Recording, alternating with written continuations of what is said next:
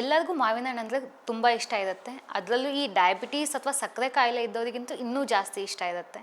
But doctor ಏನು ಹೇಳಿರ್ತಾರೆ ಅಂದರೆ ಮಾವಿನ ಹಣ್ಣು ತಿನ್ನಬೇಡಿ, ಯಾಕೆಂದರೆ ಅದು ನಿಮಗೆ ಶುಗರ್ ಸ್ಪೈಕ್ ಆಗುತ್ತೆ ಅಂತ ಸ್ಟ್ರಿಕ್ಟಾಗಿ ಹೇಳಿರ್ತಾರೆ.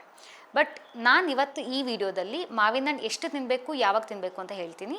ನೀವು ಮಾವಿನ ಹಣ್ಣು ಖಂಡಿತ ತಿನ್ಬೋದು, ಆದರೆ ಫುಲ್ ತಿನ್ನಬೇಡಿ, ಹಾಫ್ ಮ್ಯಾಂಗೋ ತಿನ್ನಿ ಸಾಕು, ಅರ್ಧ ಮಾವಿನ ಹಣ್ಣು ತಿನ್ನಿ. ಅದನ್ನು ಊಟದ ಜೊತೆ ತಿನ್ನಬೇಡಿ.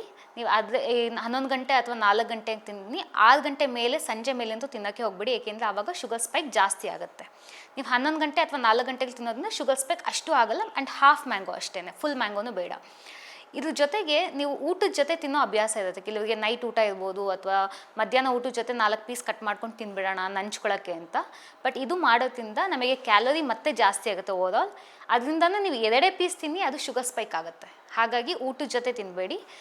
ನಾನು ಹೇಳೋದು 4 ಗಂಟೆ ಅಥವಾ 11 ಗಂಟೆ ಹಂಗೆ ತಿಂದು ಅದನ್ನ ಸ್ಯಾಟಿಸ್ಫೈ, ಅಂದರೆ ನಿಮಗೊಂದು ಖುಷಿನೂ ಆಗಬೇಕು.